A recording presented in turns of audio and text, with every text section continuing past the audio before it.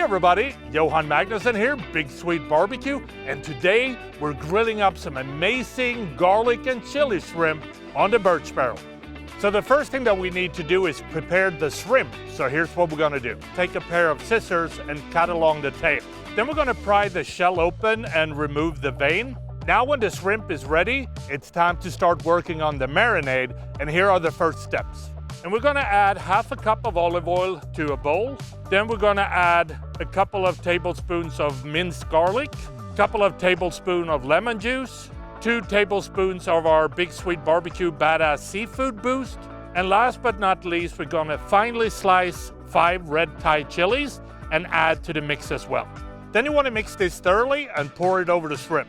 We're gonna toss the shrimp in the marinade to make sure that they're evenly covered. And then we're gonna let this marinate while we light up the Burch Barrel. And here's how we're gonna do that. We're gonna stack a couple of small sticks of oak wood and light them on fire using a fire starter. When we have a good fire going, we're gonna move the charcoal box halfway down. The Burch Barrel is now hot, so it's time to start grilling the shrimp. So here's what we're gonna do. So it's time to skewer the shrimp. I like to use 2 skewers because that will give you more control when you need to flip them. Place the shrimp on the grill, and now we want to grill them about 2 to 3 minutes per side. When they're ready, remove them from the grill, and then we're going to finely chop a little bit of parsley and sprinkle on top, and then they're ready to serve.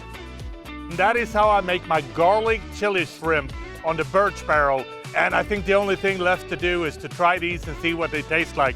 The benefit of cooking them shell on is that you get the head, because the head,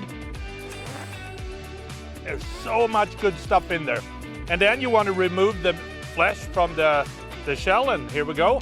Look at that. That looks amazing.